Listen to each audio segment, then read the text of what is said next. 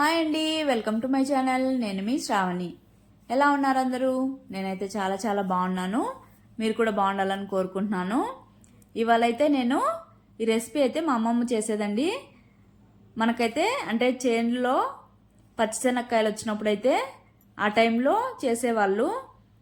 నేనైతే నార్మల్గా గ్రౌండ్ నట్స్తోనే బాగా ఒక నైట్ అంతా సోక్ చేసి ఇలా ప్రిపేర్ చేశాను. టేస్ట్ అయితే భలే ఉంటుందండి. మా అమ్మమ్మ చేసేది ఎక్కువ ఇది. మీకు అంతేనా? మీరు ట్రై చేశారా ఎప్పుడైనా? కామెంట్ చేయండి తప్పకుండా. అయితే నేనైతే ఇంట్లో అప్పుడప్పుడు చేస్తుంటాను. టేస్ట్ అయితే భలే ఉంటుందండి. రాగి సంగటిలో కానీ రైస్లోకైనా ఎక్సలెంట్గా ఉంటుంది. లేట్ చేయకుండా ప్రాసెస్లోకి అయితే వెళ్ళిపోదాం.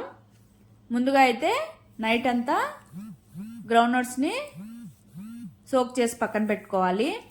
తర్వాత మిక్సీ జార్ తీసుకొని వెల్లుల్లి, సాల్ట్, కారం, పసుపు, అలానే ధనియాల పొడి, తర్వాత చింతపండు నానబెట్టుకొని వేసుకోవాలి.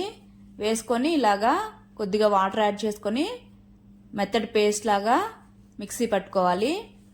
తర్వాత పక్కన పెట్టేసుకొని ఒక కుక్కర్ తీసుకొని అందులోకి నానబెట్టుకున్నటువంటి పల్లీలు, అలానే మనం మిక్సీ పట్టుకున్నాం కదండి మసాలా, అది కూడా వేసేసుకోవాలి. తర్వాత తగినన్ని వాటర్ యాడ్ చేసుకోవాలి.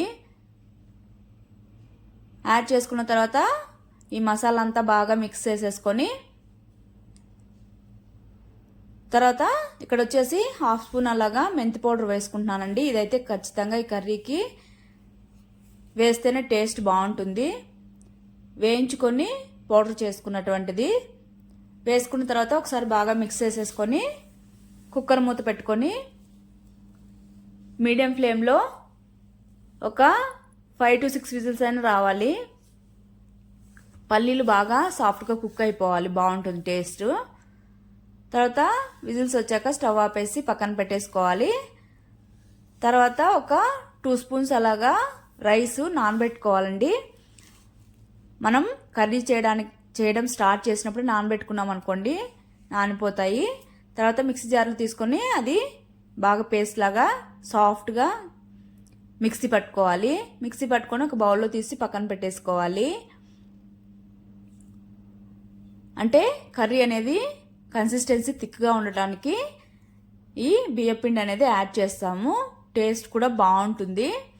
తర్వాత కుక్కర్ కూడా స్టీమ్ అంతా వెళ్ళిపోయింది, తీసి పక్కన పెట్టేసుకోవాలి. తర్వాత స్టవ్ మీద పాన్ పెట్టుకొని హీట్ ఎక్కిన తర్వాత ఆవాలు, జీలకర్ర, తర్వాత కరివేపాకు వేసుకొని చిట్పట్లానివ్వాలి. తర్వాత ఆనియన్ సన్నగా పొడవుగా కట్ చేసుకొని వేసుకోవాలి.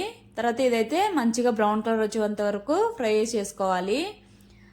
ఫ్రై అయిన తర్వాత కుక్కర్లో ఉన్నటువంటి పులుసు అంతా ఇందులోకి పోసేసుకోవాలి. పోసేసుకొని ఒకసారి బాగా మిక్స్ చేసేసుకోవాలి. చూడండి, మీకు ఇదే కన్సిస్టెన్సీ సరిపోతుంది అనుకుంటే ఇలానే సర్వ్ చేసుకోవచ్చు, లేదంటే బియ్యపిండి యాడ్ చేసుకోవచ్చు.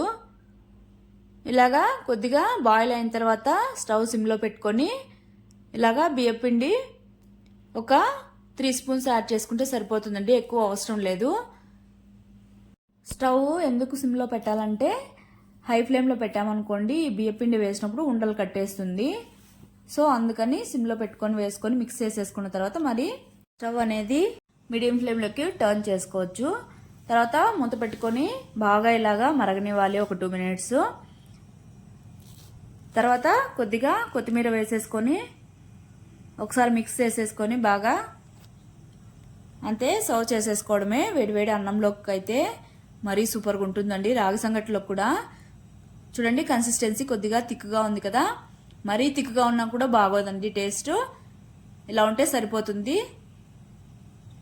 అంతే అండి, పల్లీల అంటే శనగ్గింజల పులుసు అంటారు.